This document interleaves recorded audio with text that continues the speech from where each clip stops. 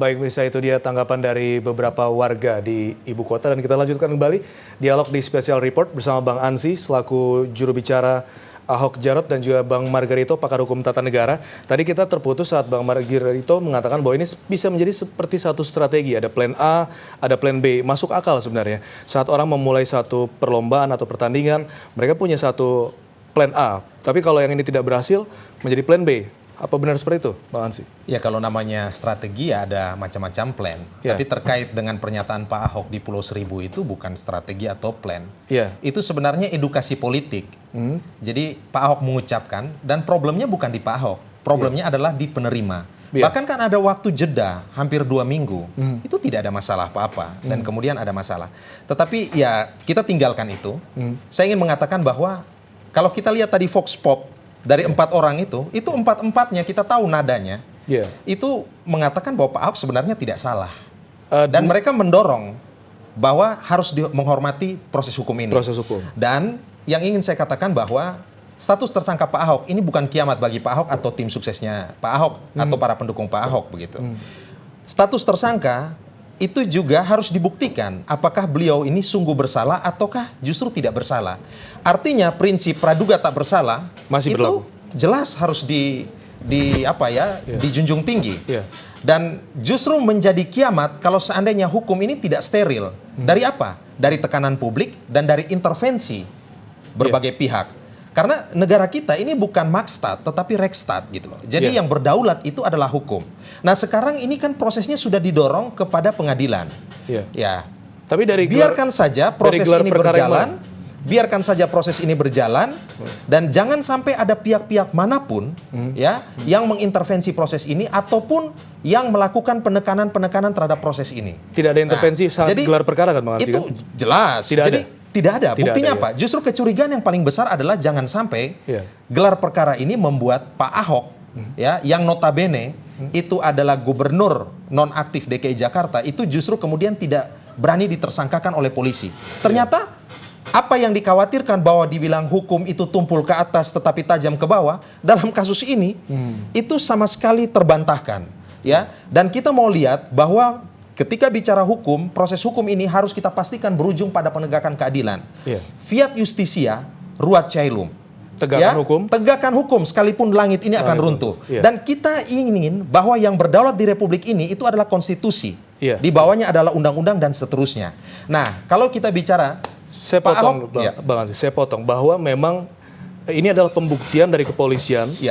Untuk menegakkan hukum tersebut. Tapi juga pembuktian bahwa memang terjadi penistaan agama tentunya. Kata siapa? Nah, bagaimana? Belum ada hukum, ini kan keputusan hukum. Masih tersangka? Belum definitif. Belum definitif. Makanya tadi ada asas praduga tak bersalah. Dan perlu pembuktian lagi. Inilah yang kemudian, biarkanlah ini, put all things on the table. Biarkan semua ini secara transparan dibuka ke publik. Dan publik Jakarta saya yakin dan percaya, bahkan bukan cuma Jakarta. Dari Aceh sampai Papua, hari ini tuh cerdas, sadar, dan tercerahkan. Mereka kemudian juga bisa menilai proses hukum ini kira-kira berjalan seperti apa. Dan Pak Ahok yang perlu ditegaskan, berdasarkan Undang-Undang Pemilu Kada nomor 10 tahun 2016, itu tidak ada alasan Pak Ahok itu harus digugurkan. Jadi Pak Ahok bisa terus berproses dalam kontestasi elektoral ini dan undang-undang ini secara eksplisit dan tegas mengatakan satu calon atau pasangan calon baru bisa digugurkan kalau telah memiliki status hukum tetap, dalam hal ini menjadi terpidana. Pak Ahok masih menjadi tersangka. Coba kita melihat ke KUHP Bang Margarito, saya mohon dikoreksi. Pasal 1 ayat 14. Di sana dikatakan memang untuk menentukan tersangka bisa di dalam penyelidikan bila bukti awal itu sudah ditemukan dalam penyelidikan tersebut. Nah, berarti kalau memang sudah ada bukti, berarti memang terjadi hal yang dilaporkan tersebut atau bagaimana? Kalau tidak cukup bukti, Anda nggak bisa tetapkan orang menjadi tersangka.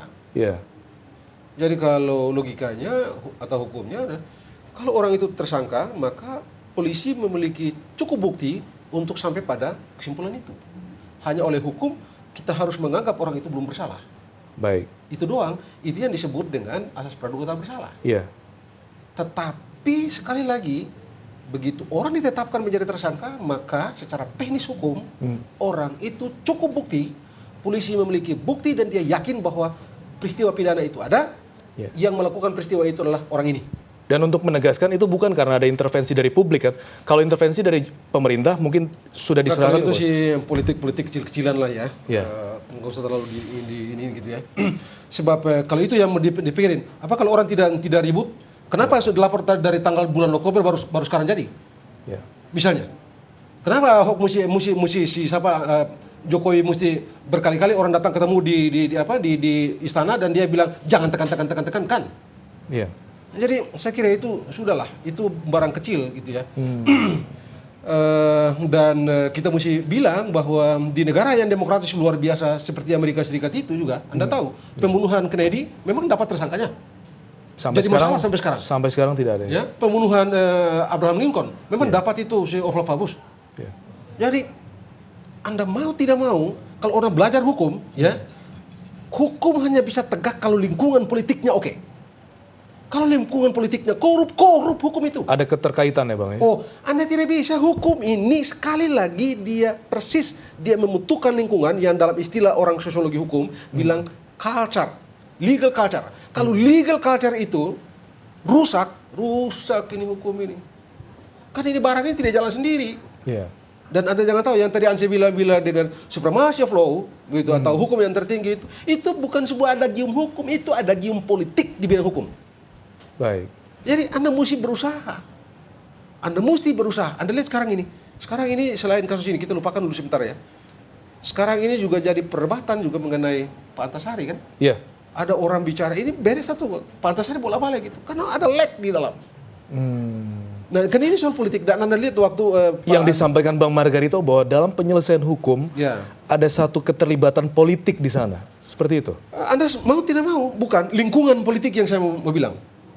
Dan jangan lupa begini, di republik ini yang bersistem presidensial, termasuk juga di Amerika Serikat, praktis sistem yang presidensial, yang bertanggung jawab penegakan hukum itu atau memikul tanggung jawab penegakan hukum itu presiden. Baik. Disebut presiden karena kerjanya melaksanakan hukum. Jadi kalau mampet di bawah, kita minta ke dia, tidak bisa minta ke tempat lain. Kalau mampet di muter-puter di bawah, di anak buahnya di bawah, minta ke beliau, tidak boleh minta ke tempat lain. Karena ini presidensial system.